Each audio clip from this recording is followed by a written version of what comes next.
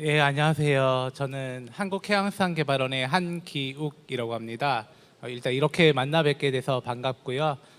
제가 오늘 준비한 발표 주제는 주요 수출 품목의 글로벌 소비 트렌드 분석입니다. 특히 김, 굴, 전복을 중심으로 하고 있습니다. 목차는 다음과 같이 구성을 해보았는데요. 먼저 김, 굴, 전복에 대한 트렌드를 살피기 이전에 세계산 식품 시장의 변화에 대해서 먼저 설명을 드리고자 합니다. 그 이후에 김, 굴, 소비 트렌드에 대해서 말씀드리겠습니다.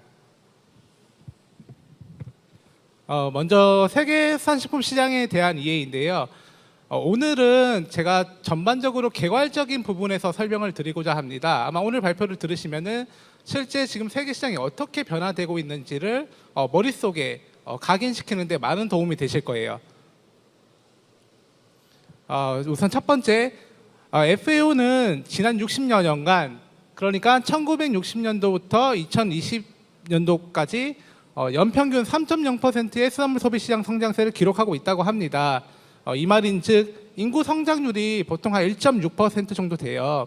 그러니까 인구 성장률에 비해서 훨씬 많은 수산물 수요가 있다라고 생각해 주시면 될 것 같고요. 근데 이러한 수치가 또 저희 동물성 단백질 섭취원 중에서도 가금류를 제외하면 가장 빠른 성장세이다라고 생각해 주시면 될 것 같습니다. 다만 이제 제가 강조드리고 싶은 부분은 사실 수산물 수출이라는 게 이제 저희가 전 세계 시장으로 이렇게 진출을 하는 것이 아니라 우리가 관심이 있는 그런 국가를 대상으로 진출을 하게 됩니다. 그렇기 때문에 세계 시장은 빠르게 확산되고 있지만 국가별로는 차이를 보인다. 그리고 이 국가별 차이라는 게 그런 대륙별로 같은 게 아니라 정말 지리적, 문화적, 환경적 요인에 따라서 국가별로도 큰 차이를 보인다라는 것을 알 수 있는데요. 저희가 흔히 생각할 수 있는 이런 동북아시아 국가라고 하더라도 이제 중국, 한국, 일본의 경우 각각 다른 소비 시장의 트렌드를 보이고 있고요. 동남아시아 역시도 마찬가지입니다. 그러니까 대륙별로 이렇게 국가를 접근할 것이 아니라 국가별로 접근을 하여야 된다라고 생각해 주시면 될 것 같고요. 근데 제가 지난해에 하나 이제 퍼블리시했던 논문 중에 하나 중요한 포인트가 있는데, 제가 아까 국가별로는 분명히 차별화된 소비 시장 트렌드를 보인다고 말씀을 드렸습니다. 그런데 공통적으로는 또 특징이 있어요.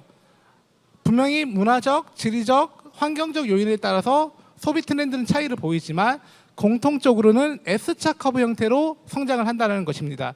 이 개념을 머릿속에 잘 박아두고 계시면은, 주입해 두고 계시면은 시장을 이제 이해하시는데 보다 효과적일 것입니다. 제가 그래서 아까 국가적으로는 분명히 차이가 있지만 공통적으로 S자 커브 형태로 소비 시장이 성장을 한다고 말씀을 드렸습니다.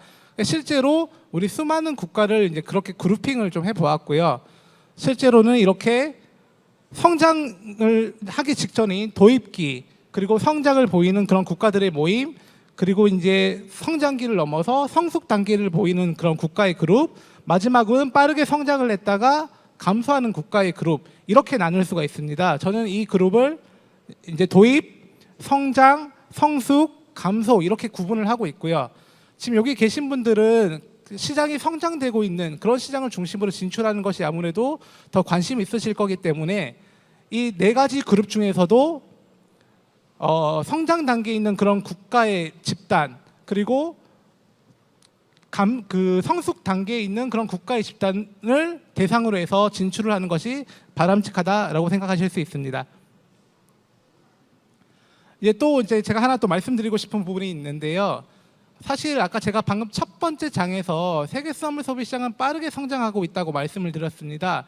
근데 그렇게 했던 이제 FAO에서도 그렇게 말을 하다가 최근에는 그 기조가 바뀌었습니다. 뭐라고 하고 있냐면은 2023년도부터 32년까지 전망을 냈는데 세계 수산물 소비는 이제 지난 수십 년 동안 경험했던 것보다 느린 속도로 증가될 것으로 전망된다. 그러니까 여태까지 저희는 굉장히 빠른 성장 속도에만 이렇게 신경을 써왔다면 지금부터는 소비 시장이 감소될 수 있기 때문에, 그리고 성숙 단계에 거쳐서 감소될 수 있기 때문에 이러한 시장 변화에 대한 이해를 하고 진출 전략을 수립할 필요가 있습니다. 방금까지는 제가 양적인 그런 시장 변화에 대해서 말씀을 드렸는데요.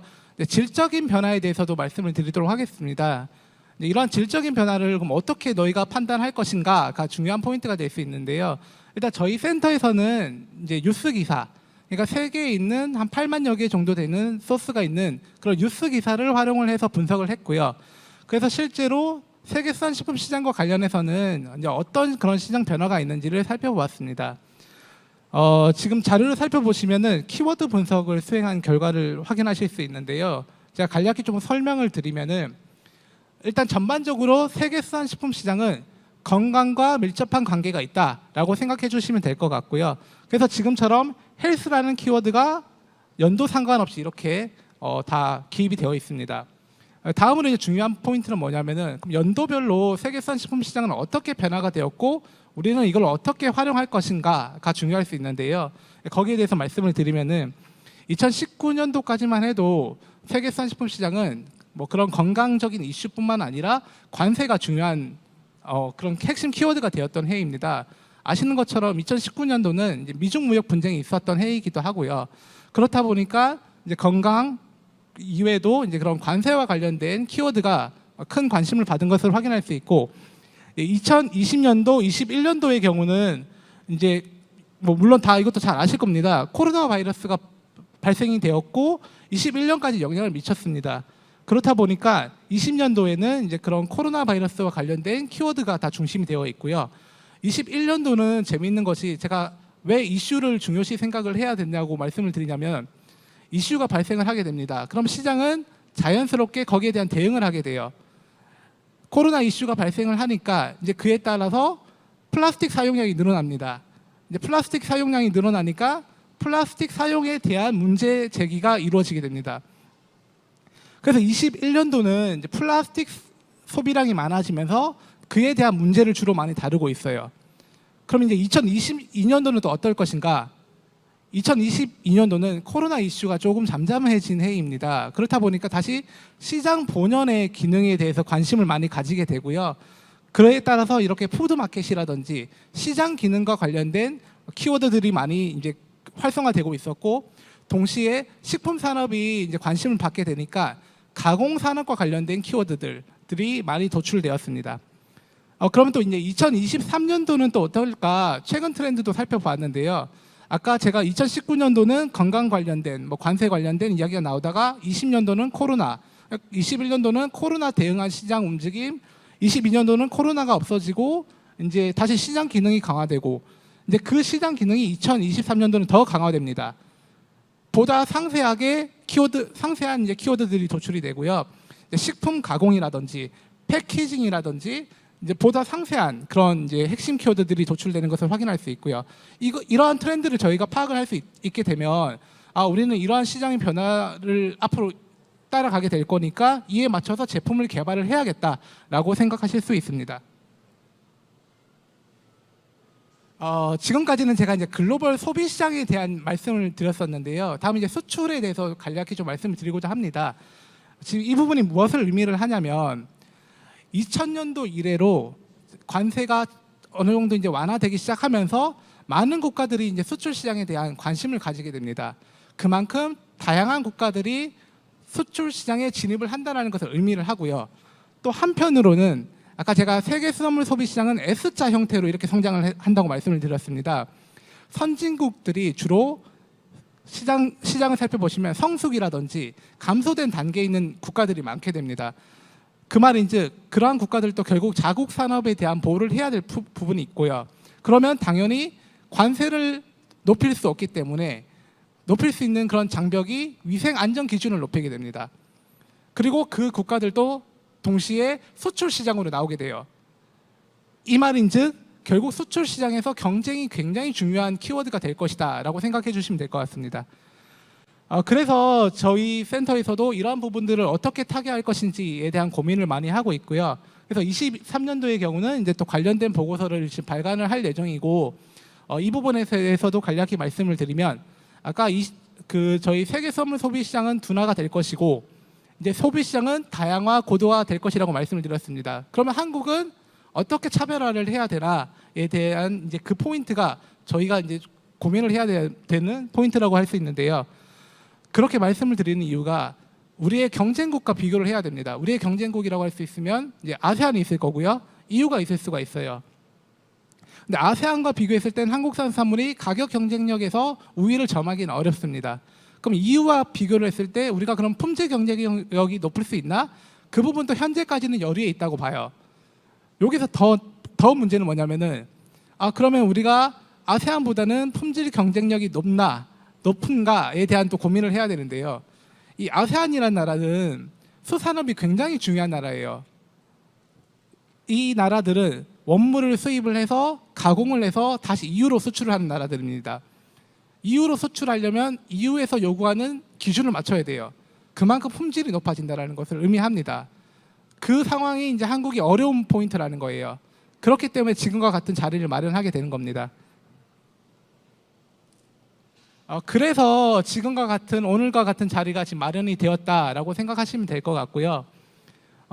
이제 우리나라의 경우도 우리 내수 시장 자체는 이미 포화 단계에 접어들었습니다.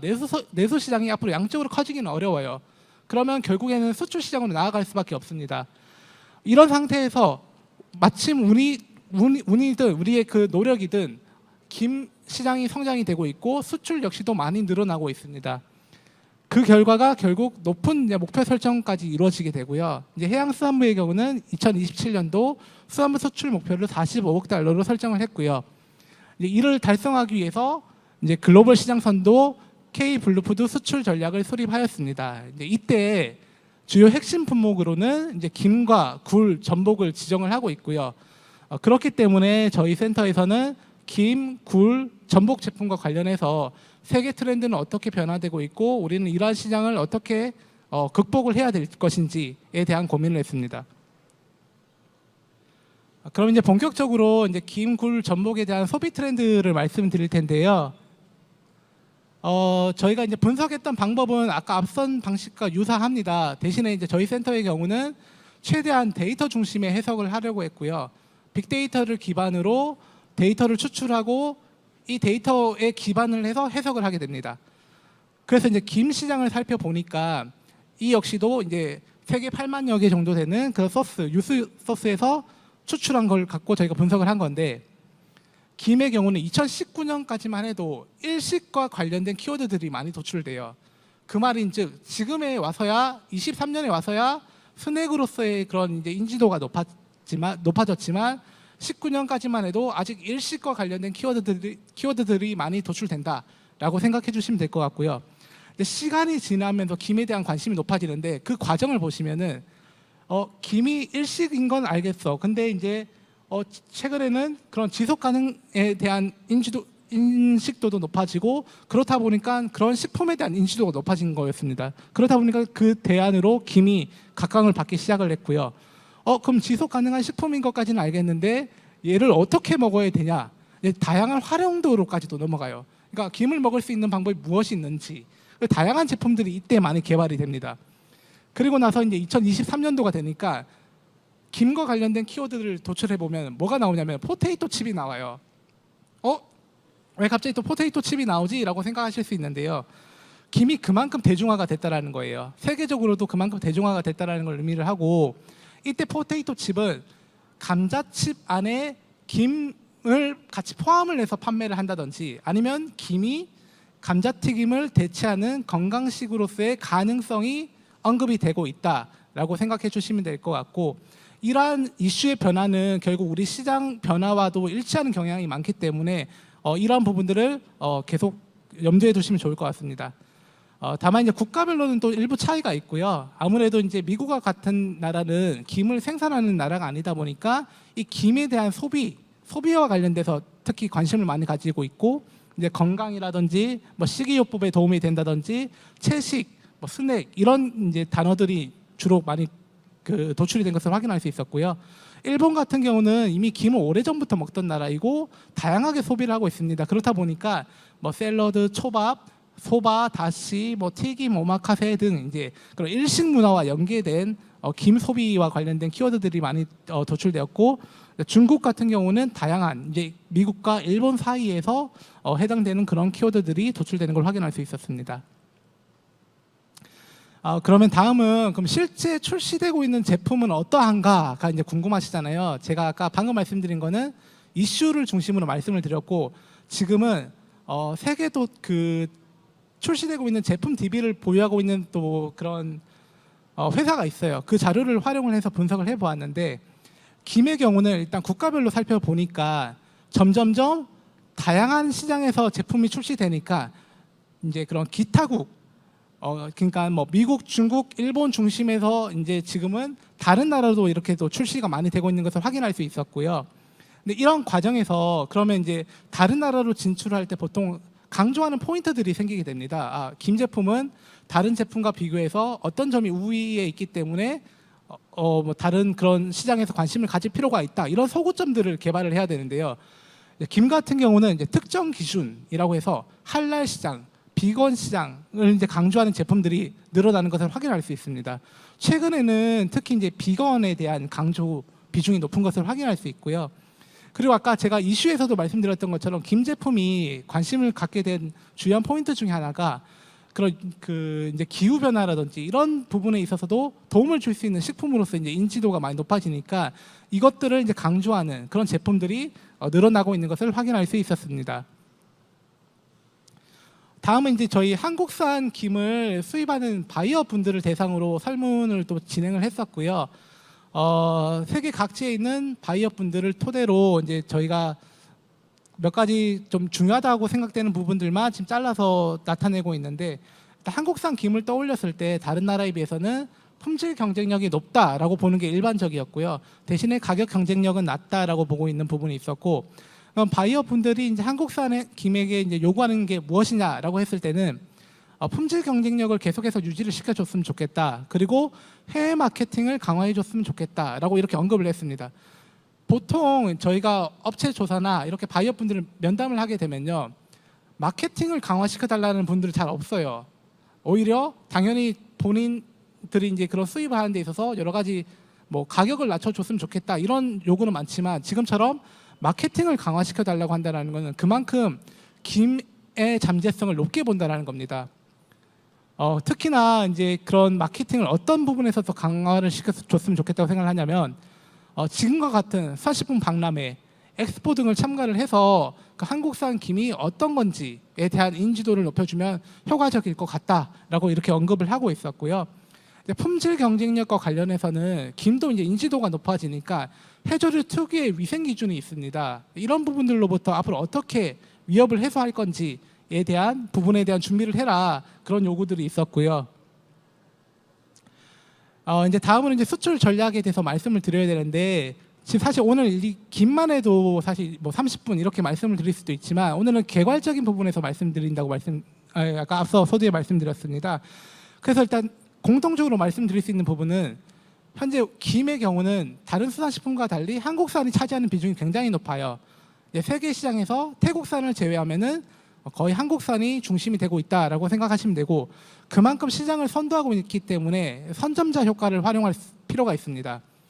이 선점자 효과라고 하면은 무엇을 의미하냐면 아주 쉽게 설명을 드리면 원조, 보통 저희도 어디 제품이 원조이다 이런 부분들을 강조하는 경우가 많잖아요.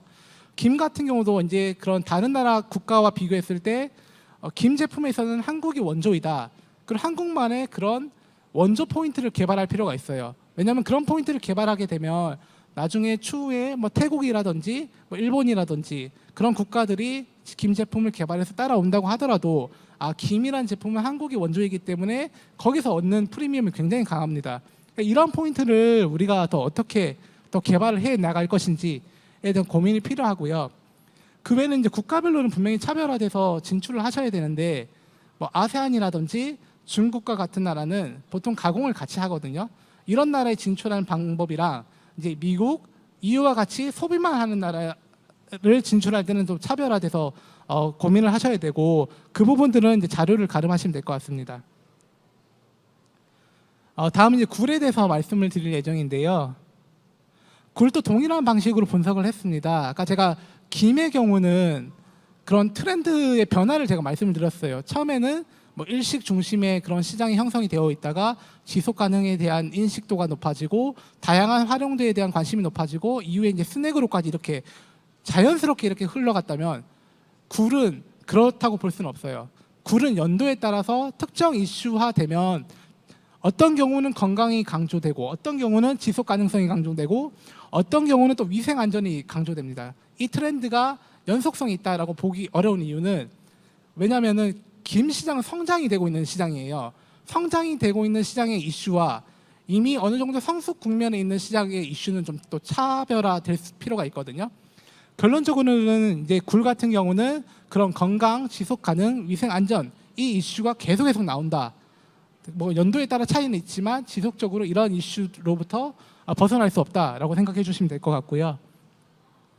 그럼 실제 출시되고 있는 제품은 어떠냐? 그 부분 역시도 이제 살펴보시면은 아까 김과 좀 달라요. 김은 이제 우리 어떤 특정 기준을 강조한다든지 뭐 그런 부분을 포인트를 살려서 집중을 하는데 굴은 우리 제품이 안전하다를 계속해서 강조를 합니다. 우리 제품은 유기농이고 천연 자원을 활용한 제품이고 그러니까 원물 자체에 대한 강조를 많이 한다라는 거예요.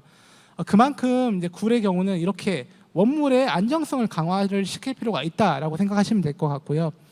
그러면 이제 그런 소구점에 있어서 좀 재밌었던 부분은 다른 제품과 달리 이제 김의 경우는 그런 제품의 안전성을 강조를 하는데 이런 제품의 안전성을 특히 SNS를 통해서 이렇게 홍보를 많이 하더라고요. 그게 왜 그러냐면은 굴을 양식하는 어가분들은 그래도 김과 달리 일정한 규모 이상이 되는 분들이 많고 이런 분들은 자기가 생산하는 그런 생산 환경들을 SNS에 많이 올립니다. 우리가 얼만큼 위생 안전을 기준을 지키고 얼마나 품질이 좋은지들을 SNS를 많이 올리기 때문에 그를 이제 활용해서 이렇게 마케팅 포인트를 삼고 있는 경우들이 많이 있었고요. 그럼 바이어 분들은 또 어떻게 생각하시냐? 예, 똑같습니다. 굴은 끝까지 위생 안전이에요. 바이어 분들도 이제 안전 확보 그리고 안정된 굴을 공급해 달라라고 말씀을 드리고 있고 대신에 차이가 있다면은 굴의 경우는 국가별로 이게 먹는 방식이 많이 다릅니다.